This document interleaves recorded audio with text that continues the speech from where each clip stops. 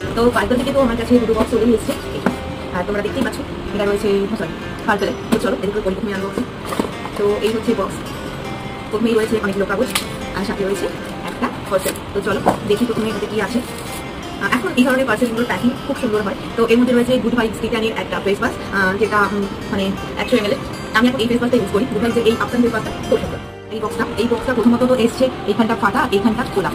তো চলো দেখি প্রোডাক্ট ঠিকঠাক আছে কিনা। প্যাকেট ওপেন করছেন, মনের মধ্যে চলছে সেই লেভেলের এক্সাইটমেন্ট, সব ঠিকঠাক আছে তো চলো প্যাকেট খুলে দেখে নিই। হ্যাঁ, দেখলাম সব ঠিকঠাকই রয়েছে। প্রথমে বেরিয়ে পড়লো গুড ভাইবস এর একটি আফটানের টোনার, যেটা আমি একদম নতুন ইউজ করবো, দেখবো এর রেজাল্ট কেমন। তারপরে বেরিয়ে পড়লো আলপস এর একটি মুলতানি মিট্টি, যেটা ছিল 50 গ্রামের, সাথে আরো একটা গুড ভাইবস এর ফেস ওয়াশ, যে দুটো আমি খুব অফারে পেয়েছি বলে দুটোই নিয়ে নিয়েছি। দাম পড়েছিল 113 টাকা, সাথে একটা ফেসেস কানাডার লিকুইড সিঁদুর। আমি প্রথম থেকে আজ অব্দি মাইগ্লামের লিকুইড সিঁদুর ইউজ করতাম, এবার ভাবলাম ট্রাই করে দেখাই যাক ফেসেস কানাডার সিঁদুরটা ঠিক কেমন হয়। এই ছিল আজকে সমস্ত অর্ডার।